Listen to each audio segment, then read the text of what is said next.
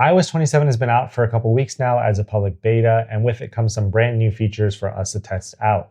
For example, being able to take a picture of a receipt, let it calculate everything out, and extremely easily split the bill with anyone you might have shared a meal with. I've always refused to use Apple Cash, but this might actually convert me to an Apple Cash user now. I've been running the beta 3 since it released, and there's definitely a lot of useful features like that have been added to iOS. So let's take a look at the top 5 features of iOS 27 so far. First up is the new Siri. They're calling this Siri AI, but I'm gonna go ahead and call it actually Smart Siri, or AS for short. And even though it's 2 years late, it's finally here and it's finally comparable to some of the other AI assistants on the market now. And that's kind of the theme for this new Siri, something that can actually hold its own against some of the other assistants out there. And the thing Apple does really well, as we know, is they make their stuff work really well within their own ecosystem. And it's no different for the Siri for now. So basically, Siri can finally reach into apps and take actions based on what you tell it to do. So let's test a few things out just to show you some of the things that Siri is able to do now. Can you find my driver's license number and put it in this text box? I've inserted your driver's license number into the text box. So there's a few different things going on here. Basically, what Siri's doing is looking through my photos, my files, my notes to see if she can find my driver's license number. And when it does, it inputs it into this text box. Now, there's a few limitations with this for now. For example, I'm using Safari here. I tried this with Arc browser, and since it's a third-party browser that hasn't adopted the latest version of App Intents, Siri can't put this in the text box.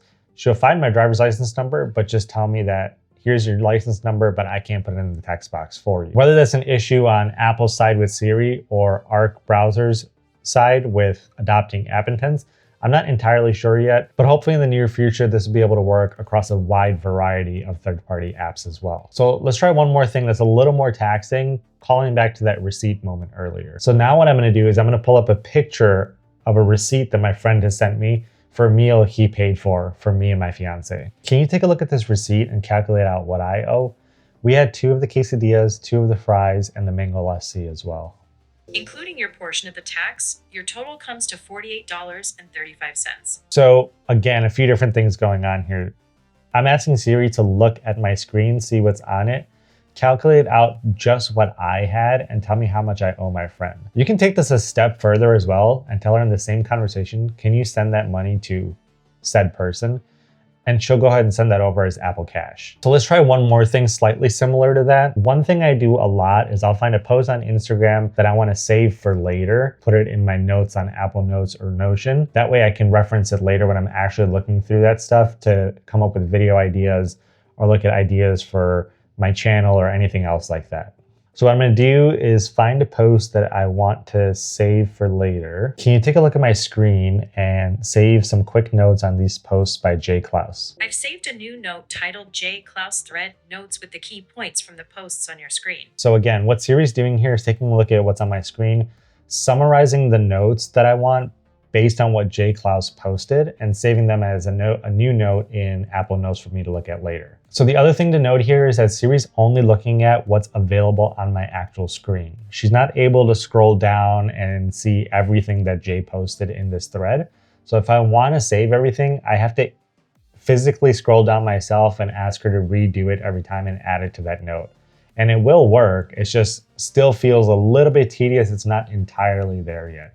I wish I could just say, take a look at all the posts by Jay Klaus in this thread and then save them as notes for me. Still though, this is such a big step up from what Siri used to be, and being able to actually talk to Siri in your natural language without having to change words just so she understands what you're saying is a huge upgrade. Now it's not 100% and it doesn't work 100% of the time. I mean, it wouldn't be Siri if it did work that often. I know we all have PTSD from the last 10 years of asking Siri to do anything other than tell you the weather or the time. But this is genuinely a big upgrade, and it feels comparable to the other AI assistants on the market now. And like I said, it doesn't work 100% of the time just in your natural language. For example, if I tell Siri to start the climate control on my car, she doesn't understand what that means. She doesn't know what my car is, even though the Tesla app is the only app on my phone for a car.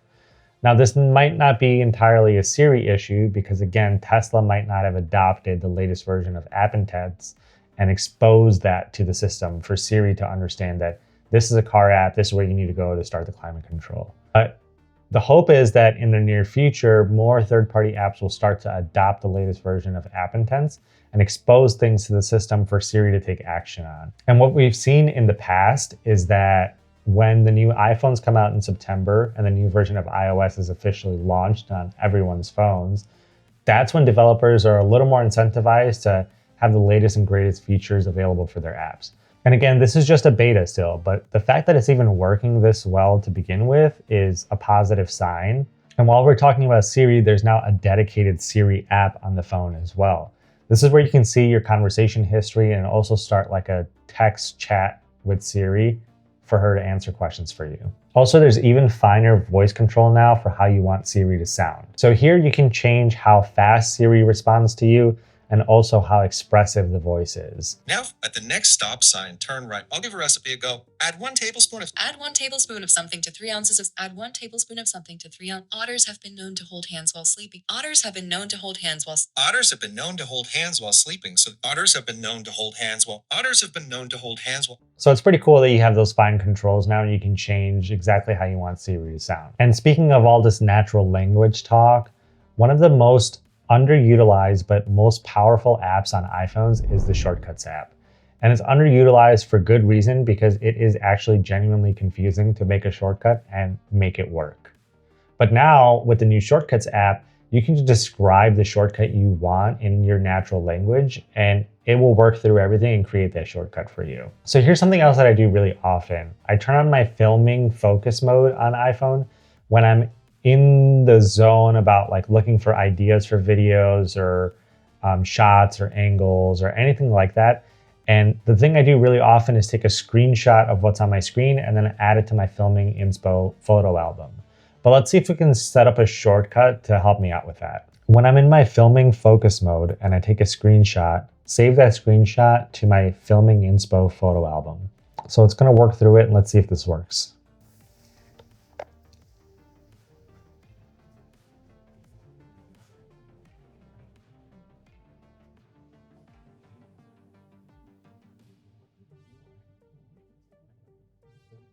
So I'm in my filming focus mode now, and I just saw this post on Instagram that I want to save that gives me an idea for a shot.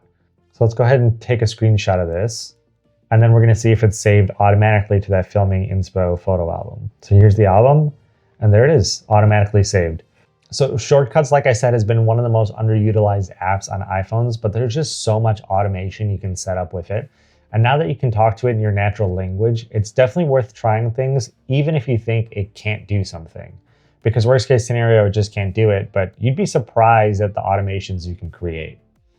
I know me personally, that's definitely something I'm gonna be playing around with. So if there's any shortcuts that you have or came up with, leave them in the comments below because I definitely wanna try some new ones out. Next is number 3, and that's photo editing. So this is kind of on theme with the entire iOS 27 pipeline, which is that it's not really reinventing the wheel. They're adding a few new features here and there, but more so just refining everything that was in iOS 26. With photo editing, there's definitely a couple new tools, with the first one being spatial reframing. And this is actually pretty trippy, but it's really cool to play around with. And I can actually see it being helpful for some people here and there. So let's take a look at it.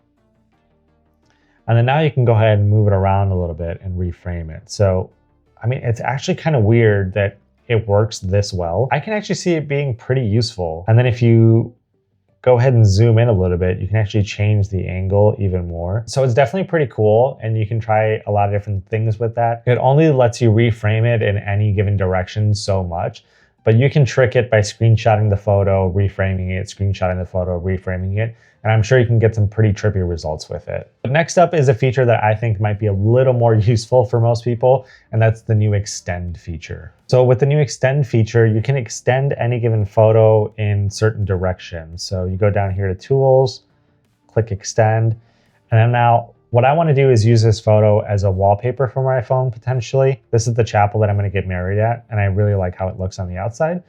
So what I'm going to do is I'm going to drag it down and then zoom out a little bit and maybe like there. I want to extend it vertically, so let's see what happens here. So there we go, there's the finished photo. It actually turned out really well, and you can tap on the photo to see where it extended to and where it didn't. But I'm actually pretty surprised at how well that turned out. I mean, entirely recreated the building up top. Now, if that's accurate to how that building is in real life, I'm not entirely sure, but it works pretty well for this photo. And if it's something I'm just going to use as a wallpaper on my phone, it doesn't really bother me that much that it's not entirely accurate. So last but not least is the cleanup feature. This is the feature that's already been on the iPhone, but it's much more improved now. Again, I think it's using a combination of cloud-based and on-device AI, but now you have the option of high quality, fast, or leaving it on auto for your retouches. So let's try it on this photo I just took a screenshot of, and let's try to remove this camera and see what happens.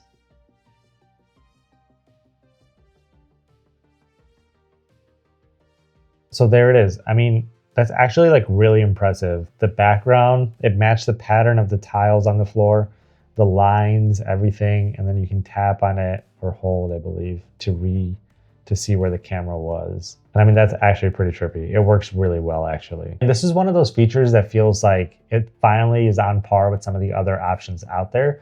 I know the Google Photos or Canva AI tools have been so far ahead of Apple.